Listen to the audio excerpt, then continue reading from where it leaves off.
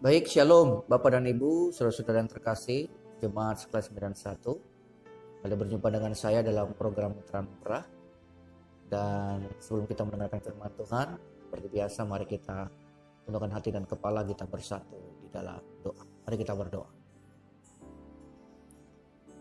Bapak, terima kasih untuk penyertaan-Mu sepanjang malam, di mana kami boleh bangun pada pagi hari ini untuk boleh mulai kembali aktivitas kami Tuhan di minggu yang baru ini. Tuhan, kami ingin mendengarkan firman terlebih dahulu agar boleh menjadi kekuatan dan penuntun dalam kehidupan kami. Berkatilah kami semua agar kami sungguh dapat mendengarkan suara-Mu pada saat ini. Di dalam nama Tuhan kami Yesus Kristus kami sudah berdoa. Amin. Baik Bapak Ibu yang terkasih, firman Tuhan yang akan saya bacakan saya pilihkan dari Injil Matius pasal 18 sesuai dengan khotbah kita pada hari kemarin. Saya akan baca ayat yang ke-21 dan 22, lalu ayat yang ke-32 sampai dengan ayat yang ke-35. Saya ulangi kembali Injil Matius pasal 18 ayat 21 sampai dengan 22 dan ayat yang ke-32 sampai dengan 35. Baik, demikian bunyi firman Tuhan. Kemudian datanglah Petrus dan berkata kepada Yesus, "Tuhan, sampai berapa kali aku harus mengampuni saudaraku jika ia berbuat dosa terhadap aku? Sampai 7 kali?" Yesus berkata kepadanya, "Bukan. Aku berkata kepadamu, bukan sampai 7 kali, melainkan sampai 70 kali 7 kali."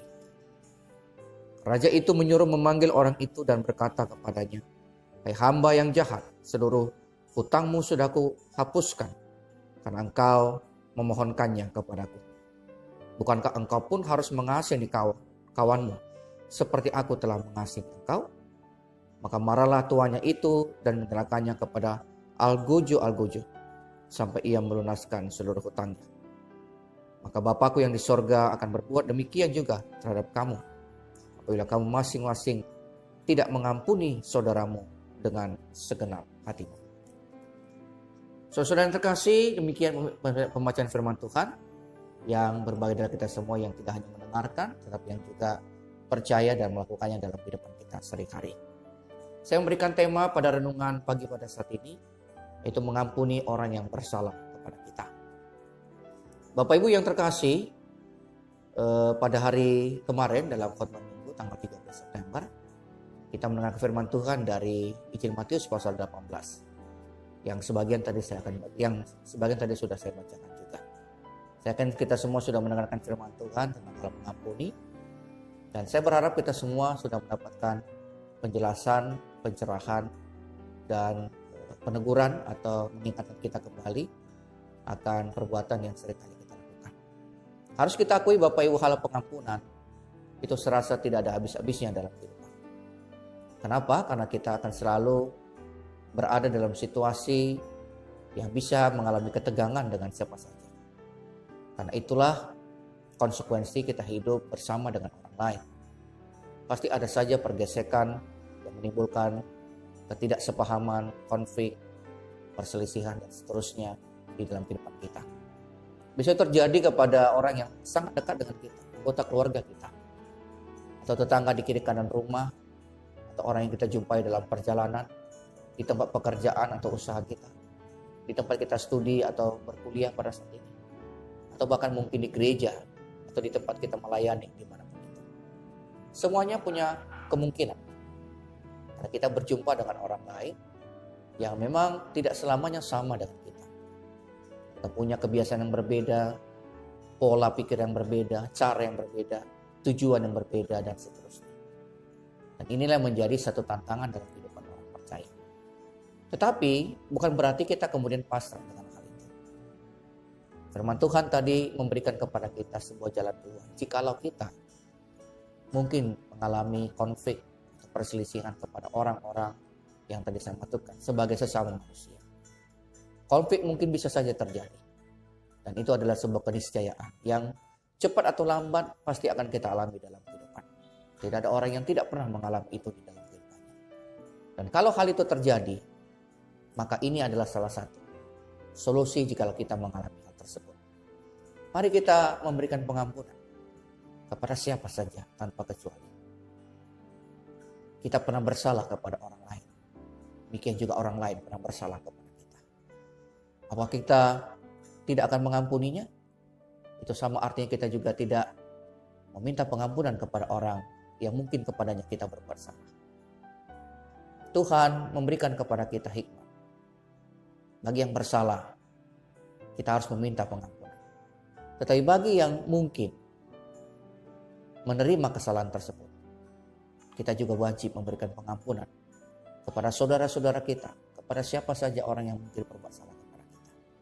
Agar hubungan kita itu menjadi pulih kembali. Hubungan kita yang tadinya rusak itu mungkin menjadi harmonis kembali. Dan seterusnya. Ada dua hal yang paling penting yang perlu dicatat di dalam firman Tuhan pada hari ini. Yang pertama adalah pengampunan itu tidak mengenal batas. Petrus pernah bertanya atau coba bertanya kepada Tuhan, sampai berapa lama batas saya mengampuni?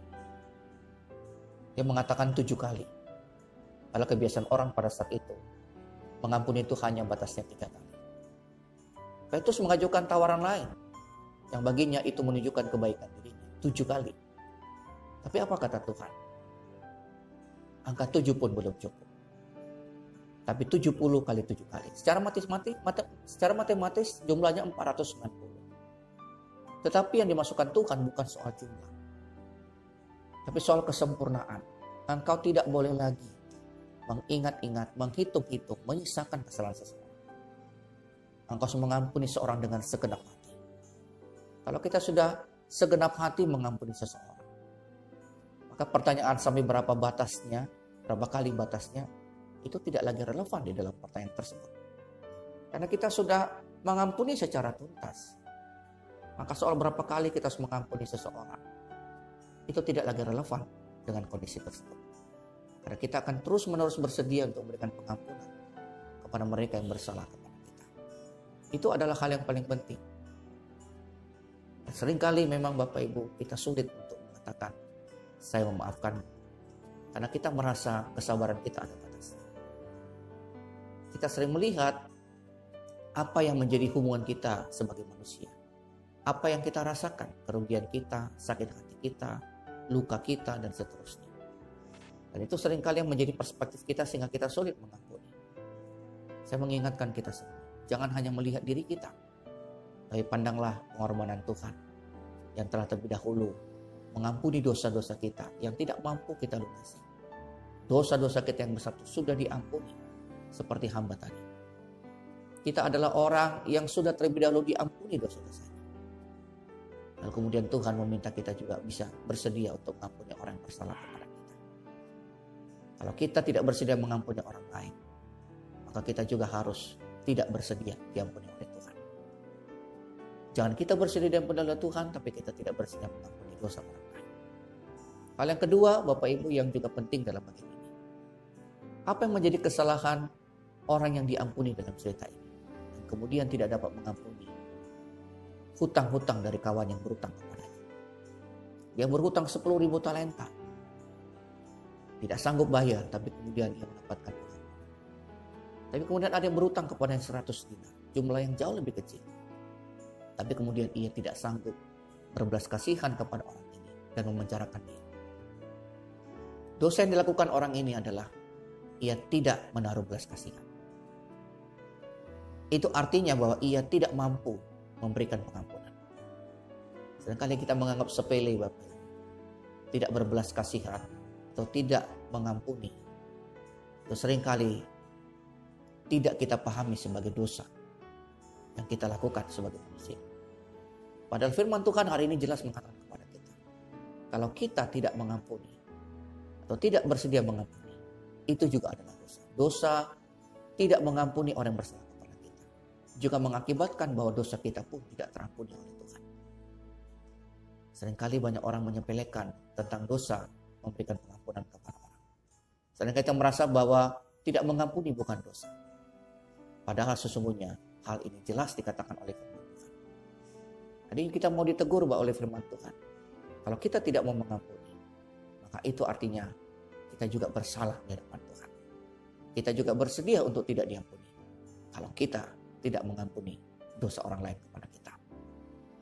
Di Bapak Ibu yang terkasih, kiranya firman Tuhan pada sungguh-sungguh dapat kita alami, kita percaya dan kita lakukan di dalam kehidupan kita sepanjang hari ini dan juga pada hari-hari selanjutnya. Berikanlah pengampunan kepada setiap orang yang pernah bersalah kepada kita, agar Tuhan juga mengampuni dosa-dosa kita yang kita lakukan kepadanya. Tuhan memberkati kita semua. Amin. Kita kembali bersatu dalam doa. Bapa, terima kasih untuk firman-Mu ya Tuhan. Terima kasih untuk Engkau mengingatkan kami kembali oleh firman ini akan pengampunan yang harusnya kami lakukan dengan setia dalam kehidupan kami. Kami sadar ya Tuhan, banyak mungkin orang yang berkonflik saat ini dengan kami. Banyak orang yang berselisih dengan kami. Tetapi kami tidak mampu berbelas kasihan dan mengampuni mereka. Sama seperti kami ingin diampuni, maka kami juga harus bersedia untuk mengampuni orang lain. Ya Tuhan, kami juga mohon pengampunan daripada-Mu. Tetapi kami juga ingin belajar senantiasa untuk boleh memberikan pengampunan kepada orang yang bersalah kepada kami. Kami serahkan hidup kami Tuhan dan keluarga kami ke dalam tangan Tuhan sepanjang hari ini.